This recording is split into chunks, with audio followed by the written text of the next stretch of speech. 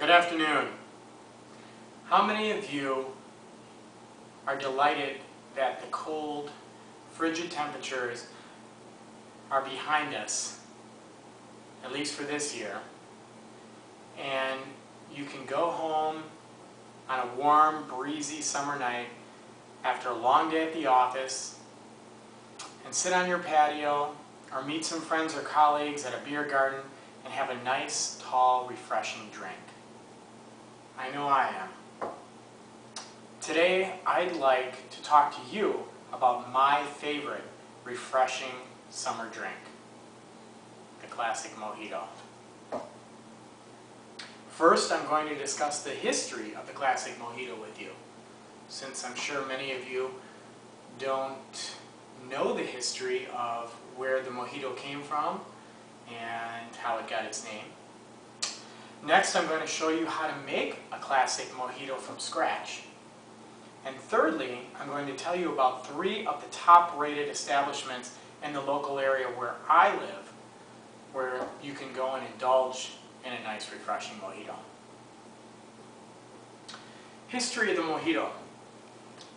Way back in 1586, English pirate Richard Drake invented a mojito-like cocktail with aguarnitine, which was a crude forerunner of rum.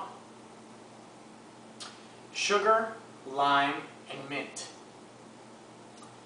Known as El Drake, which means dragon, after Richard's boss, Sir Francis Drake. Introduced to Cuba while treasure hunting in the Caribbean and Latin America was this cocktail, earlier known as El Drake, and it was consumed in the earlier days for medicinal purposes. In the mid-1800s, the recipe was altered and gained popularity as Bacardi Company was established. In 1940, when aguardiente was replaced with rum, that's when the name was changed to mojito. And mojito is a derivative of mojadito, which is Spanish for a little wet. Okay, so now let's get to the good part. How to make a mojito. First, you're going to take your highball glass. I actually have a mojito glass here to use. And we're going to add about a half a cup of ice. Crushed ice works the best for the purpose of this drink. Next, we're going to add 2 tablespoons of fine sugar, or you can also use simple syrup, which is just sugar and water. You heat it up to a boil, and then you can use the liquid form of it. Many restaurants they'll use simple syrup in place of sugar because it's easier. They just pour it right out of a bottle like another liquor that they would use, and it's also cheaper that way for them. Sugar, if you ask any of the experts, the majority of them tend to prefer the sugar in its rarest form though. After you add your sugar or simple syrup, then next you're going to add a half of a lime cut up into wedges. So I already have my lime cut up into wedges here. You're not going to squeeze the juice out of them. You're just going to simply put it into the drink, set them in there. And then after that, you're going to add 12 fresh mint leaves. Okay, I have my 12 mint leaves all prepared already. And you want to be careful when you put the mint leaves in that you don't crush them. If you crush the mint leaves, there's inside these leaves, inside the veins, is chlorophyll, and it will make the mint leaves taste very bitter instead of giving it the minty taste that it has. Next, you're going to take the other half of the lime, you're going to squeeze it right into the glass. I have my handy dandy lime squeezer, makes it real nice. Just squeeze that right into your glass. like so.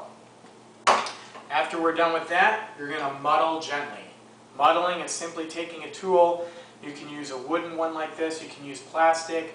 I would try to avoid stainless steel because stainless steel will actually alter the flavor a little bit. It has been known to do so.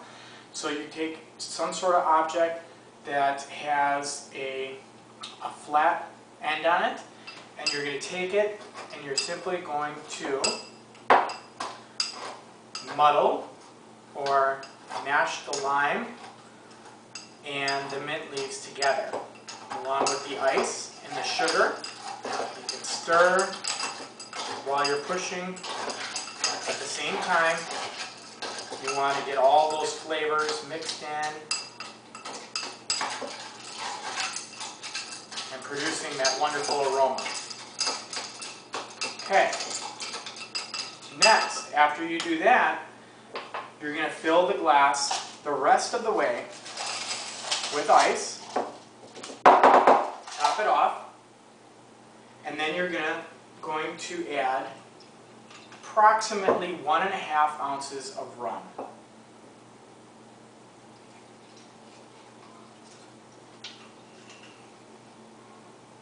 After you add your rum, you're going to muddle the ingredients once again.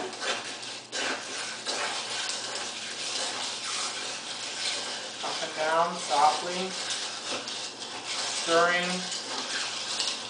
churning all of the ingredients together, trying to bring out the mint, the lime, the sugar, all of the essence and aroma of the flavors combined.